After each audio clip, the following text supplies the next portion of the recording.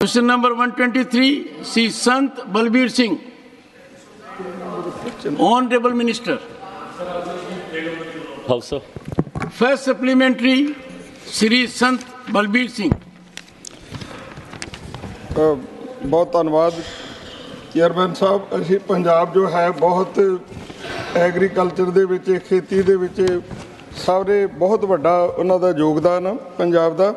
सो जिहड़े food processing plant जिहड़े है वो बहुत जरूरी है। जिस तरह आलू आ, आलू का उत्पादन होंदा, टमाटर आ, गाजरां, गोभी है, पर जे तां इहदा रेट होवे तो फिर ये सब कुछ विक जाता, नहीं तो सड़कों के उत्ते गलदा तो जोड़ा जिमीदार का नुकसान होंदा वो असह होंदा। तो जदों एक बारी किते आलूआं की मार किसी जिमीदार ते पै जाती है तो मुड़ के उठण जोगा नहीं रहिंदा।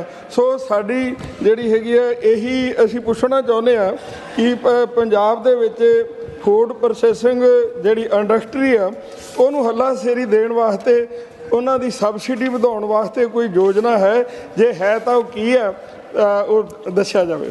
Honorable Minister. Sir, through my ministry, sir, this has been one of our prime concerns कि जो वेस्टेज होता है उसको किस तरीके से कम किया जा सके। विभिन्न योजनाओं के तहत हम लोगों ने एक चेन बनाने का प्रयास किया जिसके तहत फार्मर से लेकर जब तक कंज्यूमर तक वो पदार्थ पहुंचता नहीं है तब तक ना सिर्फ उसकी वेस्टेज को नियंत्रित किया जाए बल्कि उसमें वैल्यू एडिशन भी किया जाए। केंद्र सरकार की सर विभिन्न योजनाओं के तहत, प्रधानमंत्री किसान संपदा योजना के तहत हो या PMFME के तहत हो या PLI स्कीम्स के तहत हो, सर इन तमाम माध्यमों से हम लोग इस बात का प्रयास करते हैं कि ज़्यादा से ज़्यादा उत्पादन की फूड प्रोसेसिंग हो और वेस्टेज को मिनिमाइज़ किया जा सके। इस बार के बजट में भी कई ऐसी स्कीम्स का अनाउंसमेंट किया गया sir. Irradiation units, 50 irradiation units इस बार के बजट में उसकी घोषणा की गई है। हम लोगों ने फूड टेस्टिंग लैब्स का भी हम लोगों ने इस बार के बजट में प्रबंध किया गया है।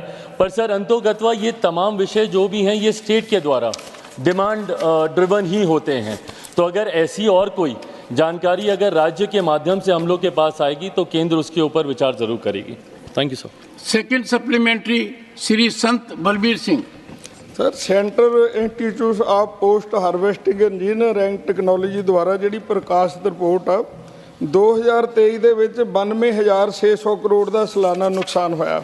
ਇਹ ਬਹੁਤ ਵੱਡਾ ਨੁਕਸਾਨ ਆ ਜਿਹੜਾ ਇਹ ਜਿੰਨੀ ਵੀ ਭਵਿੱਖ ਵਿੱਚ ਜਿਹੜੀ ਕੋਈ ਇਹ ਨੀਤੀ ਹੈ, ਯੋਜਨਾ ਹੈ ਜਿਹੜੀ ਕਿ ਇਹਨਾਂ ਨੂੰ ਲਾਗੂ ਕਰਕੇ ਜਦੋਂ ਤੱਕ ਇਹ ਜਿਹੜੇ ਹੈਗੇ ਇਹ ਉਦਯੋਗ ਨੂੰ ਹੋਰ ਵਧਾਇਆ ਜਾਵੇ, ਜੇ ਹੈ ਤੇ ਕਦੋਂ ਤੱਕ ਇਹ ਯੋਜਨਾ ਲਾਗੂ ਹੋ ਸਕਦੀ ਹੈ। Honorable Minister. सर ये सवाल वही पहले सवाल से ही जुड़ा हुआ है सर। जैसा मैंने कहा कि वेस्टेज को मिनिमाइज़ कैसे किया जा सके, कम से कम नुकसान हो, इस बात के लिए सरकार पहले से ही काफ़ी गंभीर है। हम लोगों ने निरंतर प्रयास किया है सर, कम ही सही बट आंकड़े भी इस बात को दर्शाते हैं कि पिछले कुछ वर्षों में काफ़ी वेस्टेज हम लोग कम करने में हम लोग सफल रहे हैं। इसी दिशा में जो मैंने जानकारी दी कि रेडिएशन यूनिट्स को भी इस बार सरकार ने 50 नई रेडिएशन यूनिट्स लगाने का प्रस्ताव इस बार के केंद्रीय बजट में किया गया है सर। ये तमाम ऐसे ही स्टेप्स हैं, ये वही माध्यम है जिसके तहत इस बात को सुनिश्चित किया जा रहा है कि जितना उत्पादन जो किसान करते हैं उसका हम लोग नुकसान कम से कम हो और बल्कि उसमें वैल्यू ऐड कर कर हम लोग ग्राहकों तक पहुंचा सकें। धन्यवाद sir. Supplementary number 3, Srimati Rajni Ashok Rao Patil. Thank you, sir. Agricultural university agricultural food processing unit जो है, जो मिनिस्ट्री है, वो सबसे इम्पोर्टेंट है ऐसे मेरा मानना है। क्योंकि हम किसान अनाज उगाते हैं, हम तैयार करते हैं माल, लेकिन वो जब तक मार्केट में जाता नहीं है तब तक जो बीच का समय है उसमें हमें बहुत दिक्कत आती है। I just would like to ask the minister, what steps is the government taking to improve the transportation and the infrastructure to reduce the post-harvest losses? Honorable Minister. For your question, it is a serious concern and you are rightly said कि ये हम सब की चिंता में से है। कृषि प्रधान देश है मैम हमारा, और अधिकांश राज्य हमारे देश के कृषि पर ही आधारित होते हैं। मैं भी जिस राज्य से आता हूं बिहार, वहां पे भी कृषि का एक बहुत बड़ा महत्व है। ऐसे में मैम प्रॉपर हम लोग चेन क्रिएट करने का हम लोग प्रयास करते हैं। उसके माध्यम से हम लोग फार्मर से लेके फोक तक हम लोग इस बात को सुनिश्चित करने का प्रयास करते हैं कि कहीं पे किसी तरीके की ना गुणवत्ता के साथ किसी तरीके का समझौता हो और वेस्टेज को भी हम लोग कम से कम हम लोग कर सकें। कोल्ड स्टोरेजेस के माध्यम से हो, कंप्लीट कोल्ड चेन के माध्यम से हो। पिछली बार मैम ने ही एपीसी यूनिट्स का भी सवाल पूछा था। ऐसे क्लस्टर्स भी हम लोग क्रिएट करने का हम लोग काम कर रहे हैं, जहां पर वहीं पर ही फूड की वैल्यू एडिशन हो सके, उसको प्रोसेस करके आगे बढ़ाया जा सके। जैसा मैंने अपने जवाब में इससे पहले भी कहा कि ये तमाम विषय डिमांड ड्रिवन भी होते हैं। तो ऐसे में जो जानकारियां या जो सुझाव राज्यों के माध्यम से अगर आता है तो उस पर भी सरकार अध्ययन करती है। आने वाले दिनों में हम लोगों ने, मैं पुनः उसी बात को दोहरा रहा हूँ, इरेडिएशन यूनिट्स हों, फूड टेस्टिंग लैब्स हों, ये तमाम ऐसे कदम हैं जो सरकार ने स्वतः अपनी तरफ से उठाए हैं इस बात को सुनिश्चित करने के लिए कि फार्मर टू फोक ये जो चेन है इसको खूबसूरती से बरकरार रखा जाए। Thank you. Supplementary number 4, doctor Bhagwat Karad. Sir, मैं आपके माध्यम से ऑनरेबल मंत्री जी को पूछना चाहता हूं, हमारे देश में फूड प्रोसेसिंग पार्क्स कितने सैंक्शन हुए थे, कितने कंप्लीट हो चुके हैं और कुछ इनकम्प्लीट है, तो what government is facing problems to complete the food processing parks? Honourable minister. Sir, माननीय सांसद का जो सवाल है, फूड प्रोसेसिंग पार्क, जो मेरी जानकारी में समझ में आया मेगा फूड पार्क्स का आप जिक्र कर रहे हैं। सर, ये 41 mega food parks sir sanction हुए थे और इसमें सर अधिकांश सारे ही कार्य कर रहे हैं, उसमें दिक्कत नहीं है। बट हाँ, एक में ज़रूर हम लोग को कठिनाई आई थी, वो भी जो उद्यमी थे उनका पर्सनल एक कारण था सर, उनकी डेथ हो गई थी, जो मेन उनके वो थे, उसकी वजह से उसमें बाधा आई।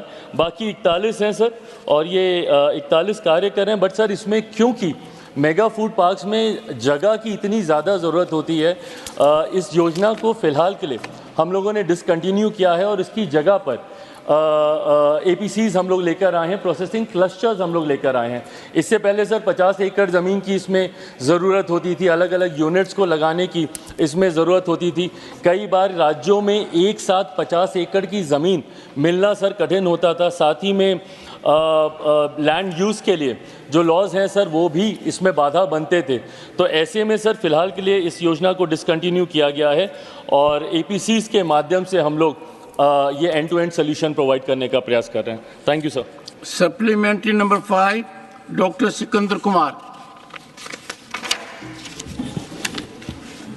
Honorable sir, with your permission, I would like to know from the Honorable Minister what steps the government has taken to boost the food processing industries in Punjab and how many food processing industries are running currently in Punjab? Thank you. Honourable minister. Sir, इन्होंने Punjab specific सवाल पूछा है जिसका जवाब sir सवाल में भी दिया जा चुका है, लिखित में भी सर हम लोग इसका जवाब दे चुके हैं। सर, जैसा मैंने बताया कि प्रमुखता से सर 3 योजनाएं हैं जिसके तहत हमारी सरकार प्रोसेसिंग यूनिट्स के को धरातल पर उतारती है। सर, प्रधानमंत्री किसान संपदा योजना PMFME के माध्यम से, दूसरा PLI स्कीम्स के माध्यम से जो बड़े यूनिट्स हैं उसको हम लोग मदद करने का प्रयास करते हैं। सर, इसमें पंजाब में इन्होंने पूछा है सर, प्रधानमंत्री किसान संपदा योजना के तहत 64 फूड प्रोसेसिंग प्रोजेक्ट्स को अप्रूवल दिया जा चुका है। इसकी लागत भी अगर जानना चाहेंगे तो 1594.75 करोड़ की लागत से ये किया गया है। सर, PMFME का अगर ये जिक्र करेंगे सर, तो PMFME के तहत सर 2253 माइक्रो प्रोसेसिंग यूनिट्स को सैंक्शन किया गया है सर, और इसका अमाउंट 197.97 करोड़ इसकी लागत रही है सर। और PLIS के तहत सर 6 प्रोसेसिंग प्रोजेक्ट्स को सर अप्रूवल मिला है और इसकी लागत 126.31 करोड़ रही है सर। तो ये वो यूनिट्स हैं जो फिलहाल सर पंजाब में कार्य कर रहे हैं। Thank you sir. मेरा